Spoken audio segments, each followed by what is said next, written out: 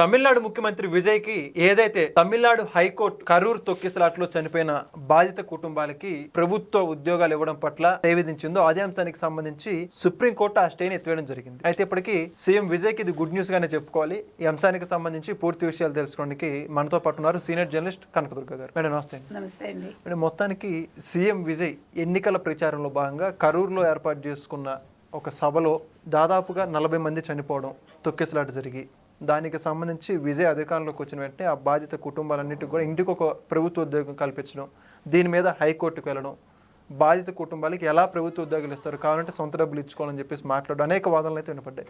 ఎట్టకేలకు సుప్రీంకోర్టు అయితే ఆ స్టే ఎత్తివేసింది. ఈ అంశం గురించి ఏమంటారు?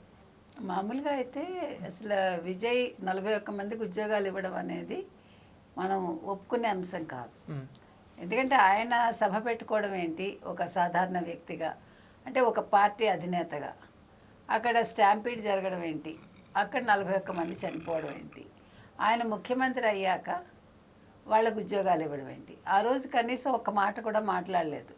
కనీసం వాళ్ళ వైపు చూసి అయ్యో మీకు నేను ఉన్నాను అని కూడా చెప్పకుండా వెళ్ళిపోయాడు. ఆయన ప్రెస్తో కూడా మాట్లాడలేదు. అసలు సంబంధం లేనట్టు వెళ్ళిపోయిన వ్యక్తి అధికారంలోకి వచ్చాక అధికార దుర్వినియోగం కిందకు వస్తుందా? అది 41 మందికి ప్రభుత్వ ఉద్యోగాలు ఇవ్వడం అనేది ఏ రకంగా న్యాయం? దీని మీద హైకోర్టు ఇది తప్పు అని స్టే ఇచ్చింది. ఇచ్చాక వాళ్ళు సుప్రీంకోర్టుకి వెళ్ళారు, తమిళనాడు ప్రభుత్వం. వెళ్తే ఇవాళ ఆ స్టేని ఎత్తేసింది సుప్రీంకోర్టు. అయితే ఇక్కడ క్లారిటీ చాలా విషయాలకు రావాలి. ఒక రాష్ట్రానికి సంబంధించి మీరు ఒక తీర్పు ఇచ్చినప్పుడు ఇది మిగతా రాష్ట్రాలకు వర్తిస్తుందా? సో ఎప్పుడు ఎక్కడ స్టాంపీడ్ జరిగినా వాళ్ళకి ప్రభుత్వ ఉద్యోగాలు ఇచ్చే అవకాశం ఉంటుందా? దీన్ని ఏ రకంగా తీసుకోవాలి?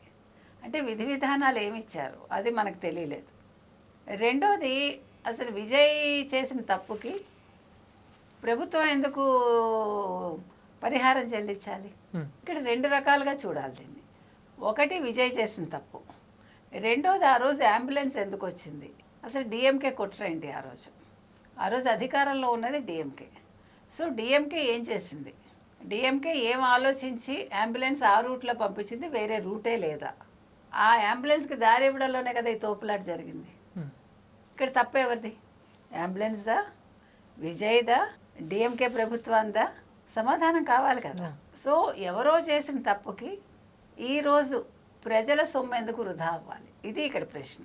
సో ఒక రకంగా ఇది న్యాయంగా తీసుకోవాలి అప్పుడు. ఎందుకంటే విజయ్కి ఒక రకంగా ఇది తప్పు ఆయన మీద ఉండదు. అప్పుడు ఆ అంబులెన్స్ రావడం, దానికి దారి ఇవ్వడం కోసం వీళ్ళు ముందు వెనకలకు అవ్వడం.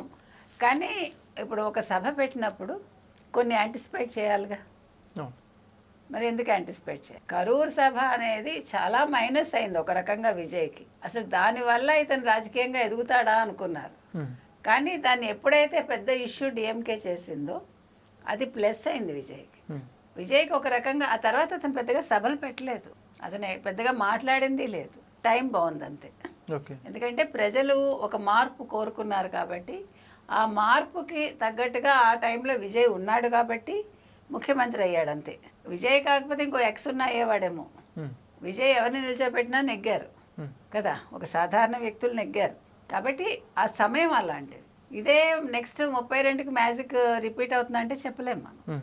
కాబట్టి ఇది ఒక రకంగా అతనికి కలిసి వచ్చింది అంతే. అతని టైం బాగుంది. That's what I will say. Okay, thank you.